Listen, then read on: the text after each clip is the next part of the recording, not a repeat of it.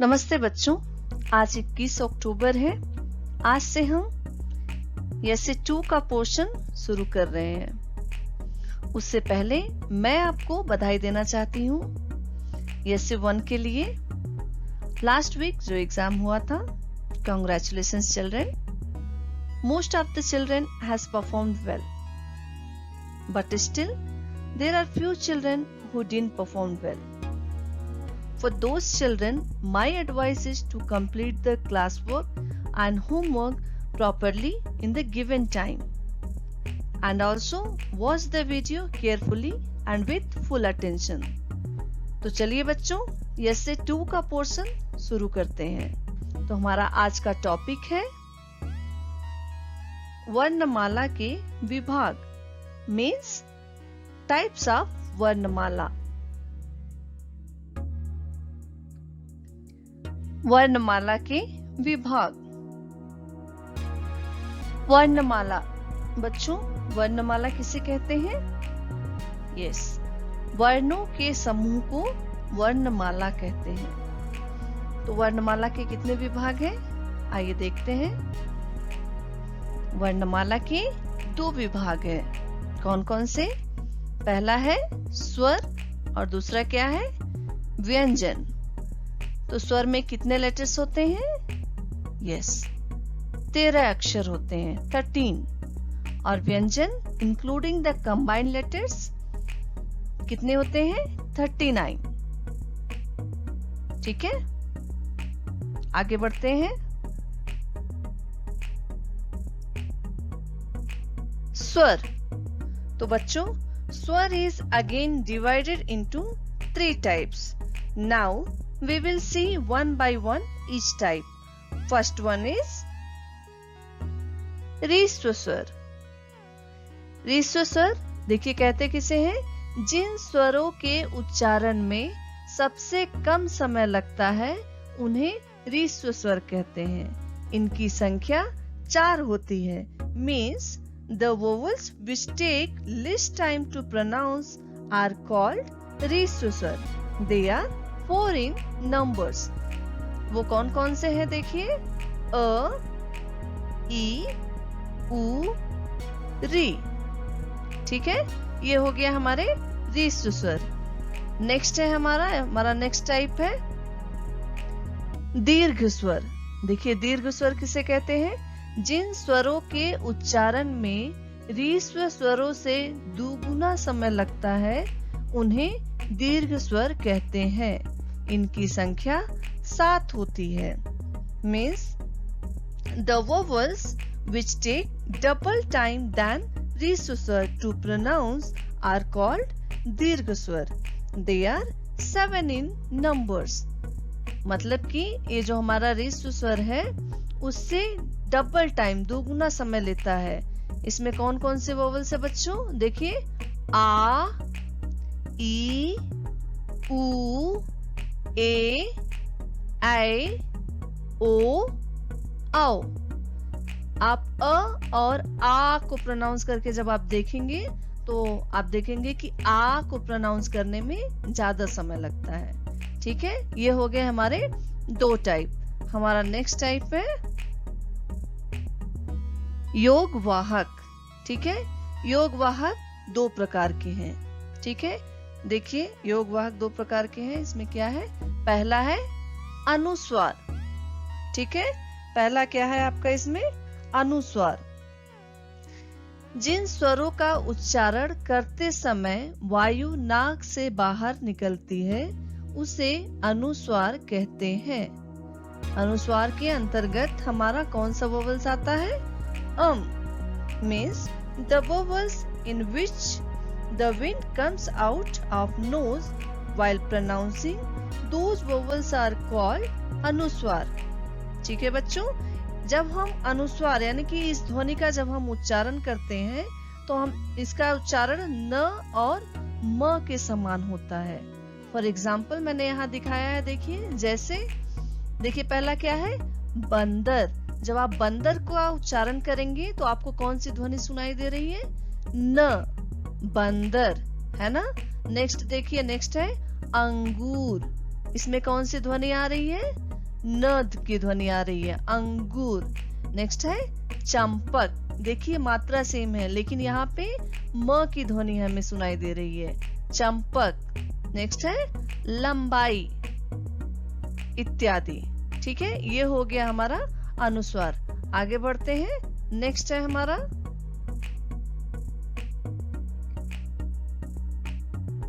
Next है विसर्ग। ठीक है, योग वाहक का दूसरा टाइप हमारा जो है वो है विसर्ग। विसर्ग में देखिए क्या है, जिन स्वरों के उच्चारण में ध्वनि ह से हल, ह के समान निकलती है उसे विसर्ग कहते हैं। बच्चों मैंने आपको पढ़ाया है ना मात्राओं के चिन्हों के विवरण में, अह, ये जो हमारा अह वोवल्स है, अह की मात्रा जो है, अह की मात्रा से जो हम वर्ड बनाते हैं उसमें कौन सी ध्वनि आती है बच्चों, ह की ध्वनि आती है। फॉर एग्जाम्पल अतः, अतः देखिए आप इसका उच्चारण करके देखिए, ह की ध्वनि आ रही है ना। अतः, प्रातः, दुख इत्यादि। ठीक है बच्चों, तो ये हो गया हमारा विसर्ग। तो यहाँ देखिए बच्चों, स्वर, स्वर और उनके प्रकार को मैंने चार्ट के रूप में दिखाया है। ध्यान से देखिए इसे। मैंने क्या बताया था, स्वर के कितने प्रकार है बच्चों, 3 प्रकार। कौन कौन से, रीश्व स्वर, दीर्घ स्वर और योग वाहक। तो रीश्व स्वर के अंतर्गत कौन कौन से वोवल्स आएंगे हमारे, कौन कौन से स्वर अक्षर आएंगे, यस, अ, ई, उ, री। Very good. नेक्स्ट है हमारा दीर्घ स्वर। दीर्घ स्वर के अंतर्गत देखिए कौन कौन से लेटर्स आते हैं, आ, ई, उ, ए, ऐ, ओ, औ, है ना।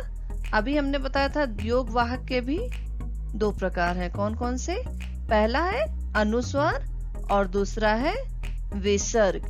तो अनुस्वार में कौन सा वोवल्स आता है बच्चों, यस, और विसर्ग में अह। Very good. अब देखिए कि सब में नंबर्स कितने हैं। रीश्व स्वर में हमारे 4 वोवल्स हैं, दीर्घ स्वर में कितने हैं, 7, अनुस्वार में कितने हैं, 1 और विसर्ग में भी 1 है। तो टोटल कितने हो गए बच्चों, यस, टोटल हो गए हमारे 13 स्वर। ठीक है, आगे बढ़ते हैं। तो नेक्स्ट है बच्चों व्यंजन। ठीक है, यानी कॉन्सोनेंट। देखेंगे यहाँ व्यंजनों के प्रकार, मीन्स काइंड्स ऑफ कॉन्सोनेंट्स। तो व्यंजन कितने प्रकार के होते हैं बच्चों, व्यंजन जो है 2 प्रकार के होते हैं। पहला क्या है, वर्गीय व्यंजन, और दूसरा है अवर्गीय व्यंजन। ठीक है, अब इसके बारे में हम जानेंगे। वर्गीय व्यंजन, देखिए वर्गीय व्यंजन क्या होता है, जिन व्यंजन वर्णों को वर्गों में बांटा जा सकता है उसे वर्गीय व्यंजन कहते हैं। जैसे कि वर्ग में हमारे कौन कौन से आते हैं बच्चों व्यंजन में, क वर्ग आता है, च वर्ग, ट वर्ग, त वर्ग और प वर्ग। तो क से म तक के जो हमारे लेटर्स हैं हमारे कॉन्सोनेंट में, वो वर्ग में दिखाए गए हैं, है ना बच्चों। तो ईच वर्ग में आपने देखा होगा, ईच वर्ग में 5-5 लेटर्स है, इसलिए इसे वर्गों में बांटा गया है। ठीक है, तो क से म तक के लेटर्स को हम क्या कहते हैं, वर्गीय व्यंजन कहते हैं। ठीक है, नेक्स्ट आगे बढ़ते हैं, अवर्गीय व्यंजन। तो देखिए अवर्गीय व्यंजन किसे कहते हैं, जिन व्यंजन वर्णों को वर्गों में नहीं बांटा जा सकता उसे अवर्गीय व्यंजन कहते हैं। अवर्गीय व्यंजन के अंतर्गत कौन कौन से लेटर्स आते हैं, य से ह तक के। ठीक है, य से ह तक के जो हमारे लेटर्स हैं कॉन्सोनेंट में, उन्हें हम अवर्गीय व्यंजन कहते हैं, क्योंकि ये किसी वर्ग के अंतर्गत नहीं आते हैं। तो हमारा अवर्गीय व्यंजन है य, र, ल, व, श, स, ह। ठीक है बच्चों, तो ये हो गया हमारा व्यंजनों के प्रकार, वर्गीय व्यंजन और अवर्गीय व्यंजन। तो चलिए आगे बढ़ते हैं। व्यंजन। तो बच्चों यहाँ मैंने व्यंजन को भी चार्ट के रूप में दिखाया है, इसे ध्यान से देखिए, मैं आपको इसे एक्सप्लेन करूंगी। व्यंजन, व्यंजन कितने प्रकार के होते हैं बच्चों? यस, 2 प्रकार के, वर्गीय व्यंजन और अवर्गीय व्यंजन। तो अब हम देखेंगे वर्गीय व्यंजन के अंतर्गत देखिए कौन कौन सी चीजें आती हैं। अल्पप्राण, महाप्राण और अनुनासिक। ठीक है, अल्पप्राण में कौन कौन से हमारे व्यंजन आते हैं? अल्पप्राण में बच्चों हमारा वर्ग का जो है पहला, तीसरा और 5वां अक्षर आता है। ठीक है, लेकिन यहाँ मैंने 5वां अक्षर नहीं दिखाया है। प्रत्येक वर्ग का पहला, तीसरा और 5वां अक्षर। ठीक है, 5वां अक्षर एक्चुअली मैंने आपको यहाँ पे अनुनासिक में दिखाया है। जब आप हायर क्लास में जाएंगे तो आपको और डिटेल में एक्सप्लेन किया जाएगा। यहाँ आपको थोड़ा डिटेल में समझाने के लिए अभी मैंने यहाँ सेपरेट से आपको दिखाया है अनुनासिक लिख करके, कि जो हमारा प्रत्येक वर्ग का 5वां लेटर जो है, 5वां अक्षर जो है, उसे हम अनुनासिक कहते हैं। ठीक है, तो यहाँ अल्पप्राण में प्रत्येक वर्ग का मीन्स मैंने आपको बताया ना कि हिंदी वर्णमाला में 5 वर्ग है, क से लेकर के म तक, क वर्ग, च वर्ग, ट वर्ग, त वर्ग और प वर्ग। तो प्रत्येक वर्ग का पहला और तीसरा अक्षर हमारा अल्पप्राण में आते हैं। ठीक है, क्यों? क्योंकि जिन व्यंजनों के उच्चारण में वायु की मात्रा अल्प होती है, यानी कि अधिक जोर उसमें नहीं लगाना पड़ता। इन वर्णों का उच्चारण करने में हमें ज्यादा जोर नहीं लगाना पड़ता, उन्हें हम अल्पप्राण कहते हैं। ठीक है, तो इसमें हमारा इसके अंतर्गत मैंने आपको बताया पहला, तीसरा और 5वां अक्षर आता है प्रत्येक वर्ग का।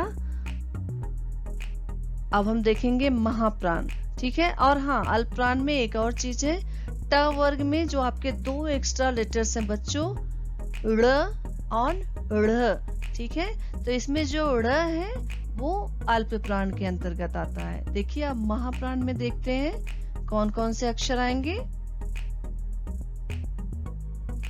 महाप्राण में हमारा प्रत्येक वर्ग से बच्चों दूसरा और चौथा लेटर, मतलब कि 2nd and 4th लेटर।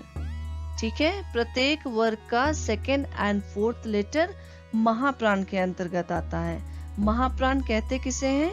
जिन व्यंजनों के उच्चारण में वायु की मात्रा अधिक होती है। ठीक है, जिनका उच्चारण करने में जोर लगता है, मतलब कि जब आप ख को प्रोनाउंस करोगे तो उसमें क्या है, थोड़ा हमें गले से जोर लगा के बोलना पड़ता है। ख, घ, छ, झ, ठ, ढ, ढ़, थ, ध, फ, भ, है ना। महाप्राण के हमारे जो लेटर्स हैं बच्चों, इसे हमें जोर लगा के बोलना पड़ता है, इसलिए हम इसे महाप्राण कहते हैं। ठीक है, नेक्स्ट है अनुनासिक। अनुनासिक में मैंने आपको बताया ना कि क्या आता है, प्रत्येक वर्ग का 5वां अक्षर यानी कि आखिरी अक्षर। तो क्या है, न, न्या, न, न, म। ठीक है,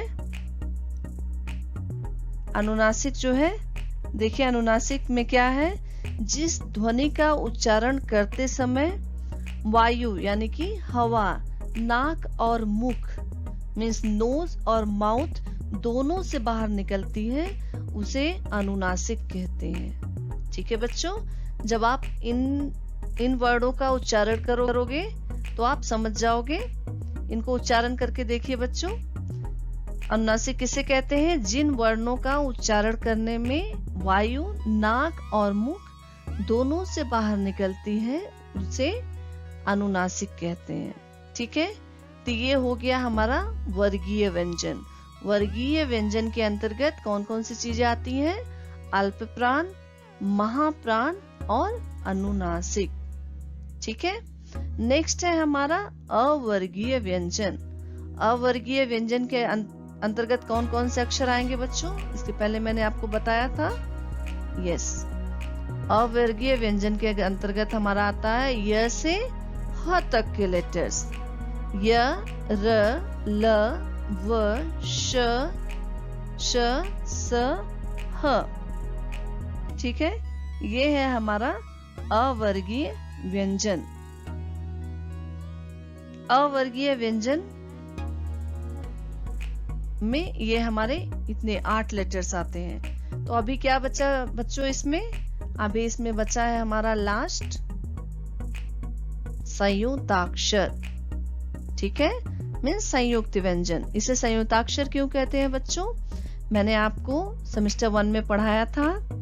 ये जो हमारे संयुक्ताक्षर के 4 लेटर्स हैं, ये 2 वर्णों को जोड़कर बने हैं। प्रत्येक इसमें का प्रत्येक अक्षर 2-2 वर्णों को जोड़कर बना है।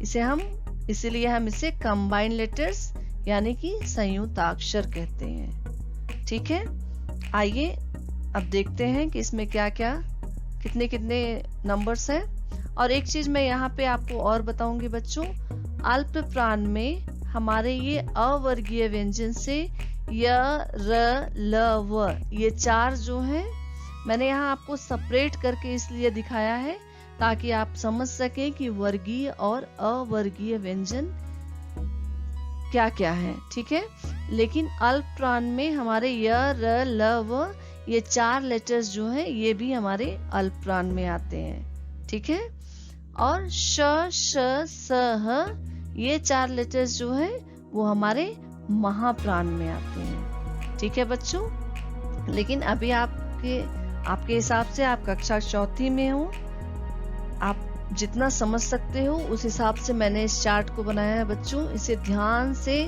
देखिए और समझिए। ठीक है, तो आइए देखते हैं इसमें कितने कितने लेटर्स हैं प्रत्येक वर्ग में। देखिए, अल्प प्राण में यहाँ पे कितने हैं? 11 लेटर्स। महाप्राण में भी 11 है। अनुनासिक हमारे कितने हैं? 5। अवर्गीय व्यंजन कितने हैं बच्चों? 8। और संयुक्ताक्षर कितने हैं? 4। तो कुल टोटल मिलाकर हमारे कितने व्यंजन हो गए बच्चों? यस, 39। ठीक है, 39 ये हो गया हमारा व्यंजन। तो बच्चों यहाँ देखिए, वर्णमाला और उनके प्रकार का मैंने चार्ट बनाया है। ठीक है, वर्णमाला के कितने प्रकार हैं बच्चों? 2। कौन कौन से? स्वर और व्यंजन। तो स्वर के अंतर्गत कौन कौन सी चीजें आती हैं? देखिए यहाँ पे मैंने फिर से दिखाया है, ह्रस्व स्वर, दीर्घ स्वर, योगवाहक। योगवाहक के अंतर्गत भी उसके भी 2 टाइप्स हैं। कौन कौन से? अनुस्वार और विसर्ग। ठीक है, ये इतना हो गया हमारे हो गए स्वर। नेक्स्ट है व्यंजन। व्यंजन के कितने टाइप है? 2। वर्गीय व्यंजन और अवर्गीय व्यंजन। वर्गीय व्यंजन में अगेन 3 टाइप्स हैं। कौन कौन से? इसके अंतर्गत 3 चीजें आती हैं। कौन कौन सी? अल्प प्राण, महाप्राण और अनुनासिक। अभी क्या बचा बच्चों इसमें? संयुक्ताक्षर। ठीक है, ये हो गया हमारे संयुक्ताक्षर। तो वर्णमाला के देखिए पूरा मैंने चार्ट बनाया है। टोटल कितने हो गए बच्चों? 52। चार्ट को ध्यान से देखिएगा, उसको समझ करके ठीक ऐसे ही आपको अपने नोटबुक में लिखना है। ठीक है बच्चों, तो आज की कक्षा मैं यहीं पर समाप्त करती हूँ। धन्यवाद बच्चों।